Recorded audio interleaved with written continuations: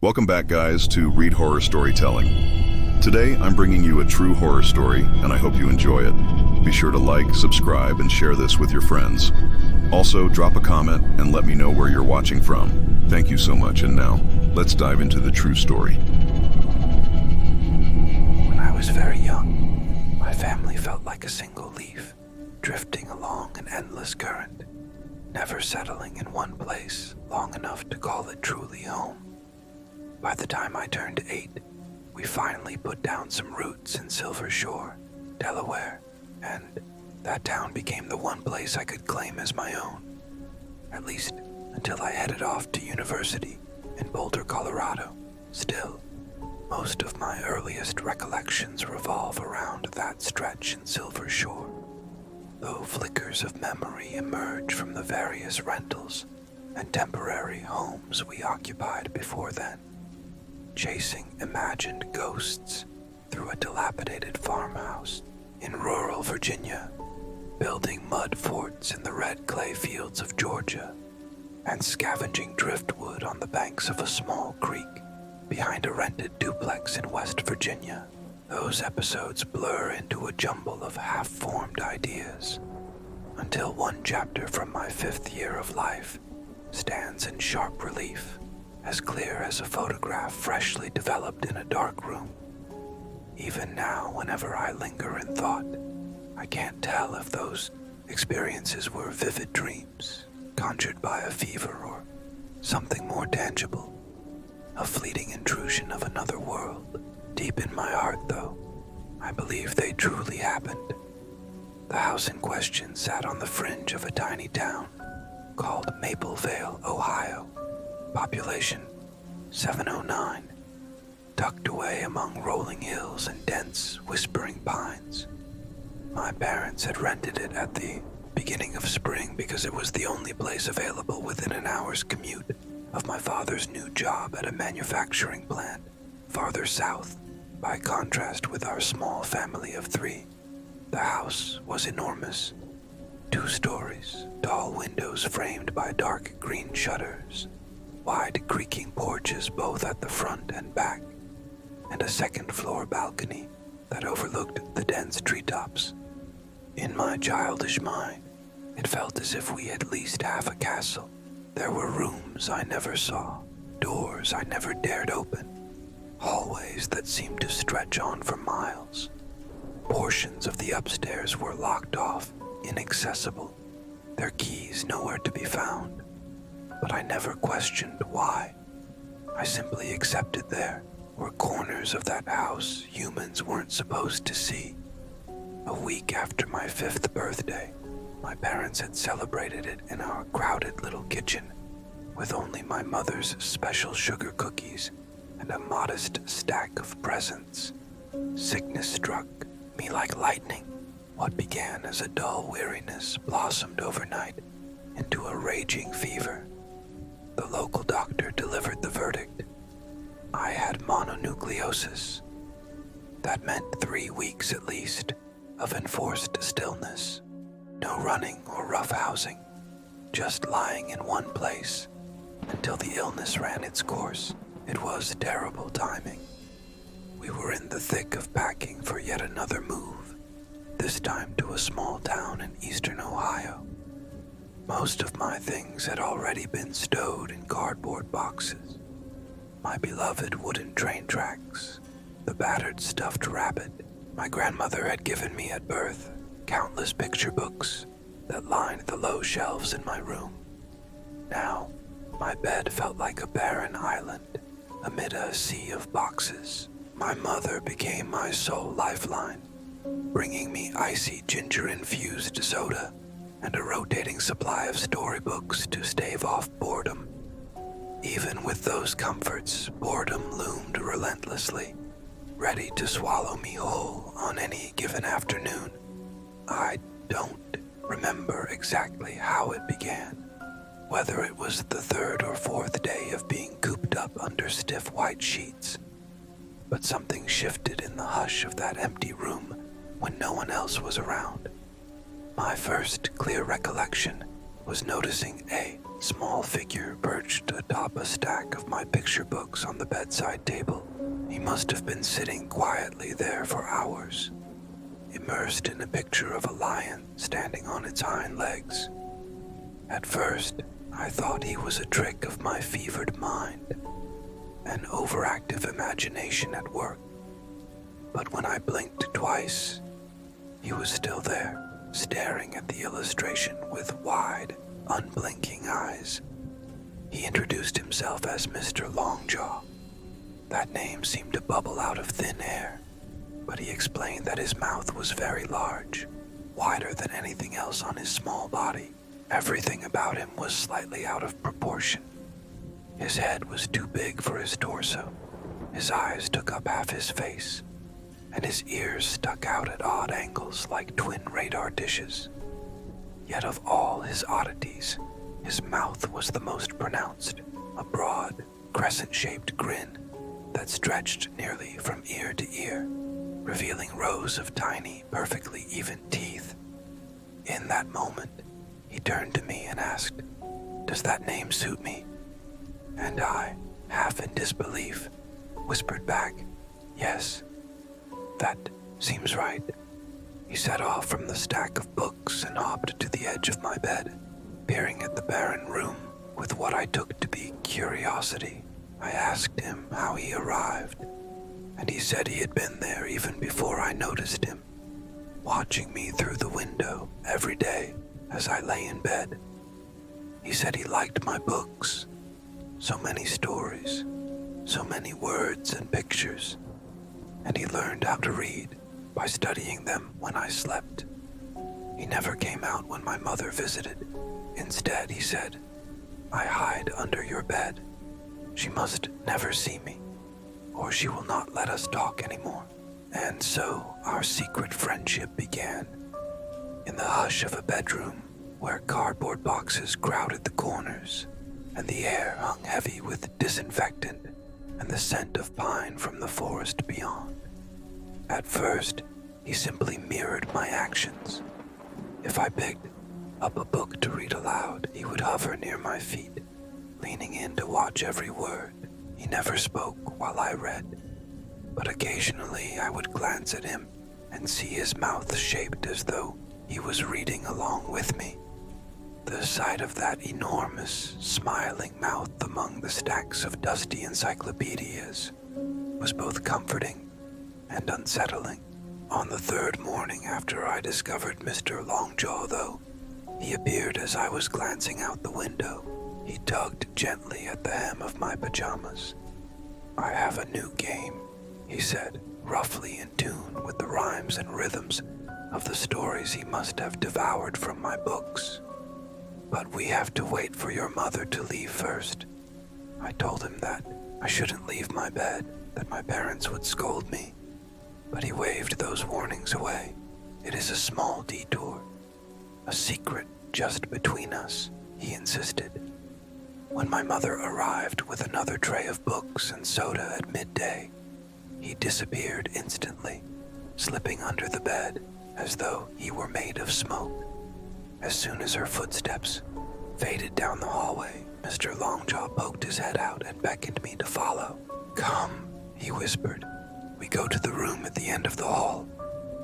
I tried to object, worried that I'd get in trouble, but he was persistent. I imagined the stern look on my mother's face, but excitement overcame my fear. I slipped out of bed and followed him down the dim corridor. That room at the end of the hall was a stripped-down space. No furniture, no patterned wallpaper, just gray plaster walls and a single window.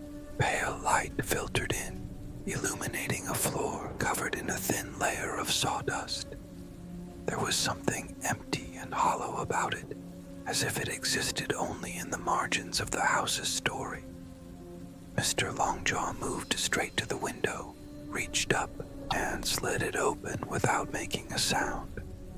The view was dizzying, 2 stories above the ground on a steep incline, the drop almost twice as deep as it seemed from the first floor porch.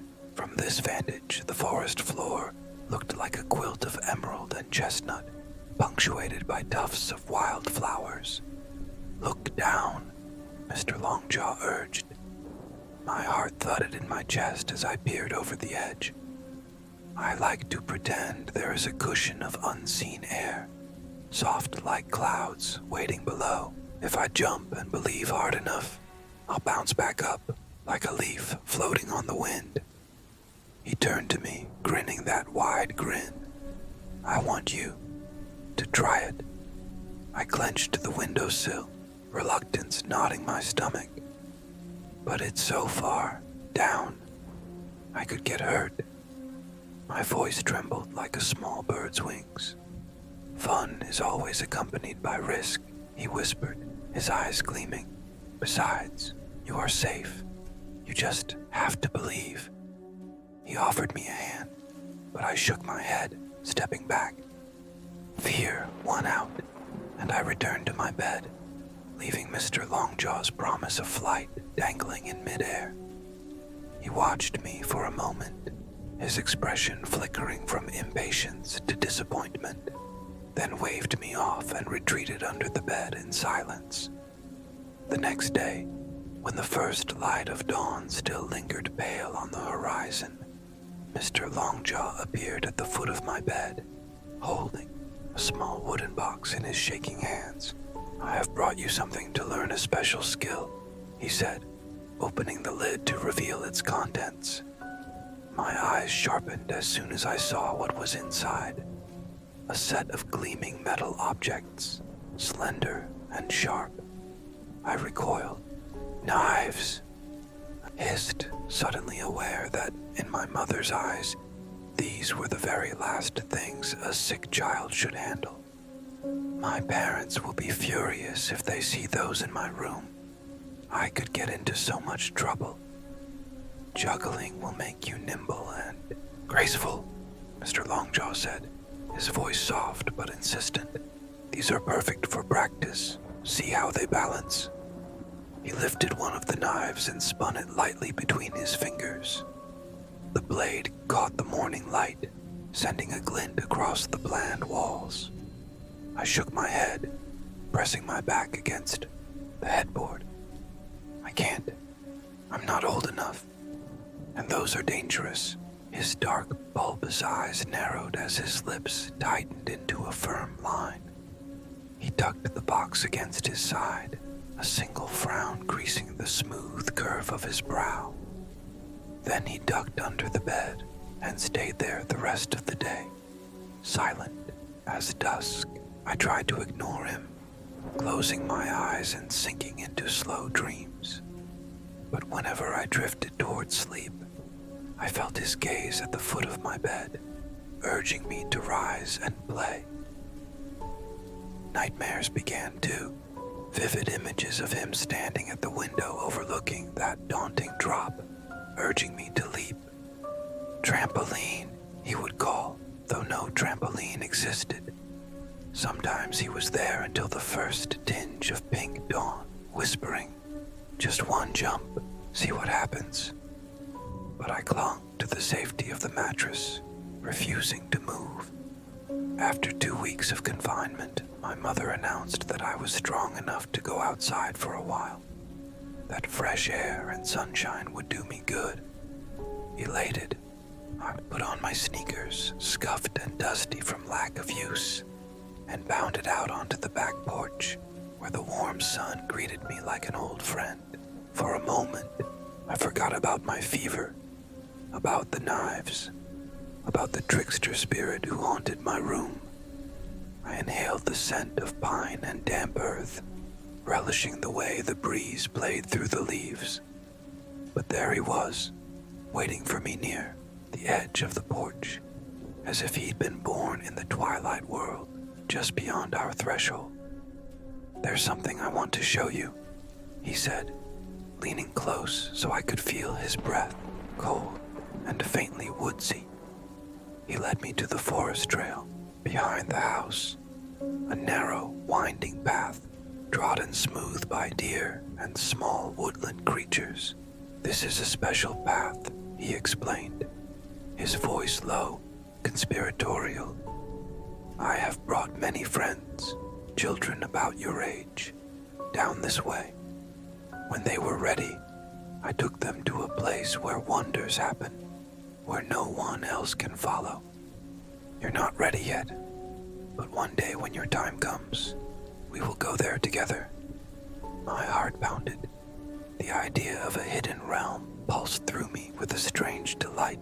I followed him to the edge of the trees, glanced back at the house, and imagined a world beyond the pines where magic was real.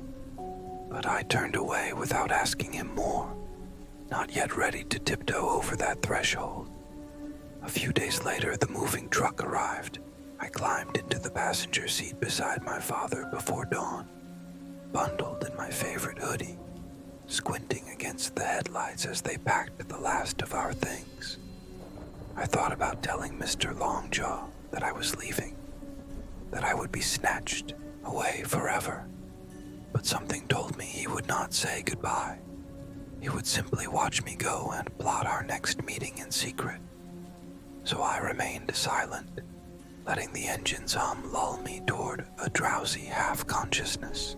My father rumbled down the narrow gravel drive, the headlights illuminating the dark outline of our rented home one last time. From the second-story window, I saw Mr. Longjaw's silhouette standing motionless, clutching a blade that reflected the light like a tiny star. He remained there until our truck crested the first hill, his small hand lifting in a feeble wave that dissolved into the shadows. I did not wave back. Years passed. I recovered from my illness, grew tall and lean, and eventually headed west for college, leaving childhood dreams and ghosts behind. But nothing could erase the memory of that enormous-mouthed creature, or the hush of that empty room at the end of the hall. In spring of my 20th year, driven by a mixture of nostalgia and the need for closure, I returned to Maplevale. The property where the house once stood was empty now, reduced to a stone foundation overgrown with ivy and moss. Rumor was that it had burned down 2 springs after we left, though few locals remembered exactly why or how. The place felt as though it had been swallowed by time, leaving no record that a young boy once lay feverish on a bed, befriended by a creature whose name echoed through dreams.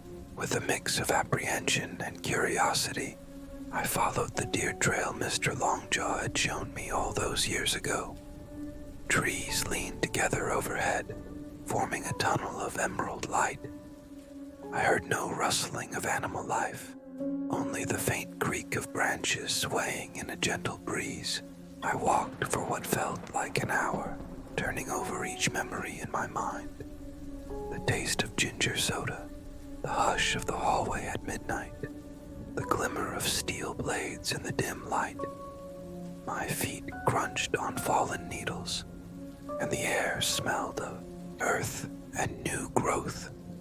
At last, the path opened onto a clearing bathed in soft sunlight.